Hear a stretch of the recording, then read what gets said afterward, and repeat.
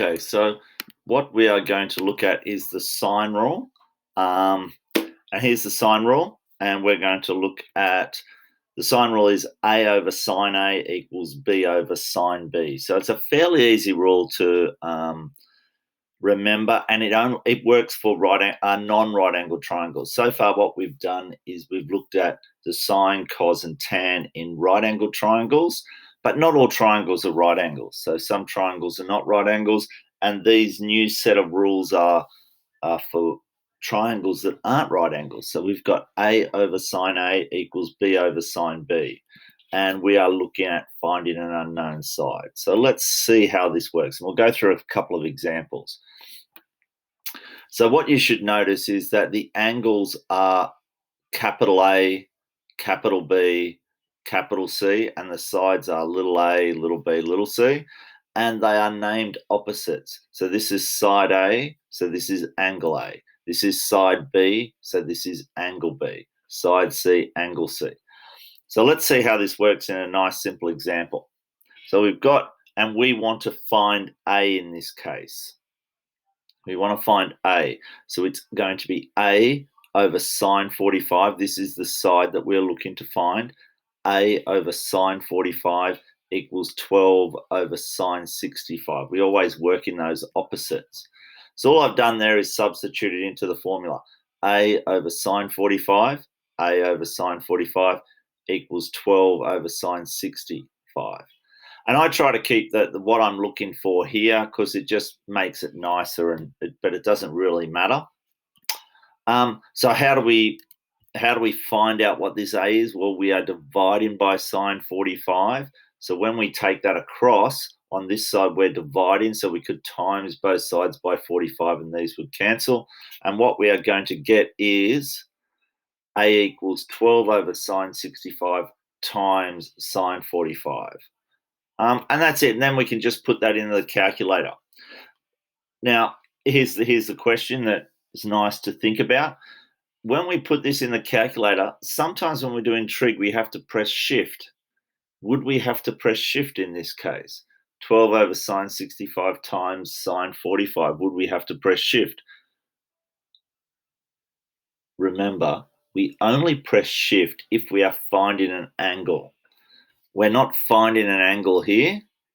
We have the angles, so we just put it in straight as we see it there. And what we should get is that A equals 9.362 to 3 decimal places.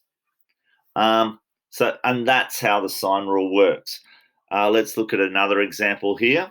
And here we're going to find the side C. So C over sine 72 equals 23 over sine 68. Now, what you should notice about triangles too is that the longest side is opposite. This is almost an isosceles triangle. Because it's almost isosceles, it's only, 4 degrees out, really. We would expect this C to be very close to 23.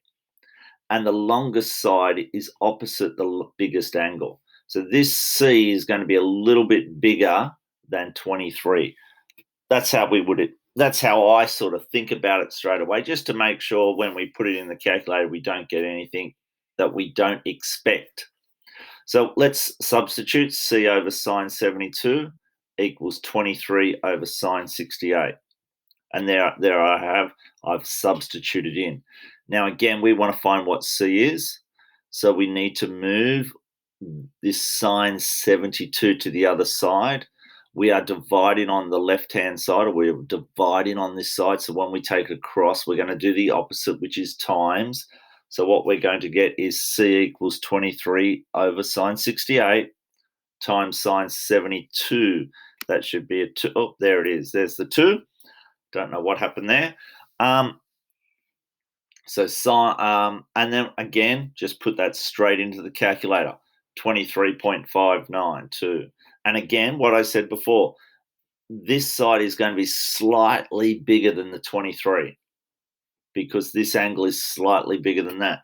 So there's a nice little check. Yep, I think we've got it right. Now let's look at this different example. First thing you should notice, it hasn't been labeled A, B's, and C's. Does that make any difference? No. Okay, it's going to be y over sine 76. Easy. The question is, could we use the sine rule to find the length of y here? What makes this one different?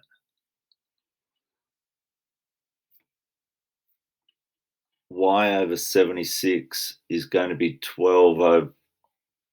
I see that. Okay, so there's a problem here, isn't there?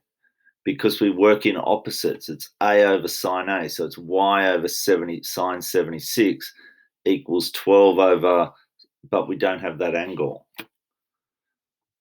It can be done. Can you see how?